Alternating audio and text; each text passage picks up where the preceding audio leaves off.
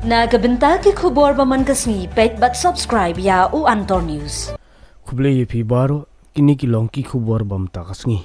Henin kajanmit jong kakat atrik urampang arhajar opsau hakapuan rish teng ai.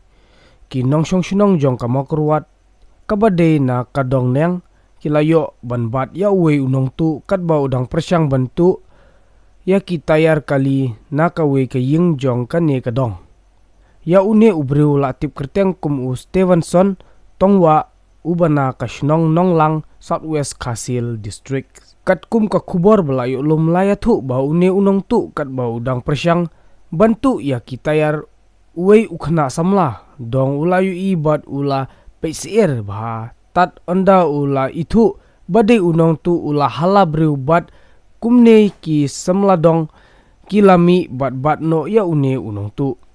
Hadin balayo bat lapen tip no isya kibor shnong na kaleng kinong yalam shnong kila IT no isya kibor pulit bat na kaleng kibor pulit kila siti ba une unong tu ba kijinto kit kadang ya shikmat ban lap shushu ya kibadon keti la ong ba une ubru udei ubalamlin ba haki kamtu bat laju poi patok ru labun bun sin naki kamtu jong Aju ni kena ini lah, ni mak bandang dah konten.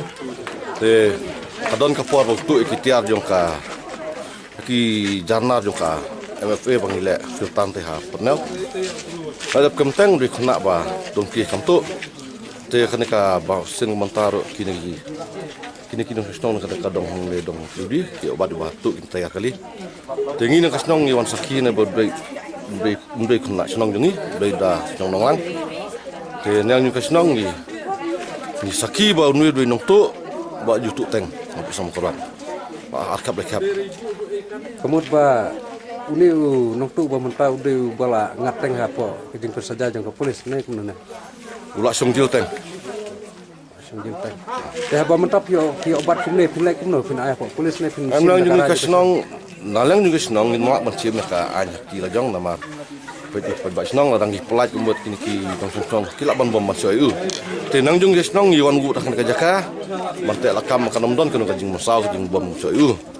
Tenang jung senang, mentah lawan saki iwan angut orang senang ya apa putih ya umur tu seki bojok ain ki plus kini lek kabedong kam. Ha kok mak le ya? Arngut dong wil apply. Bel we. Penyetan.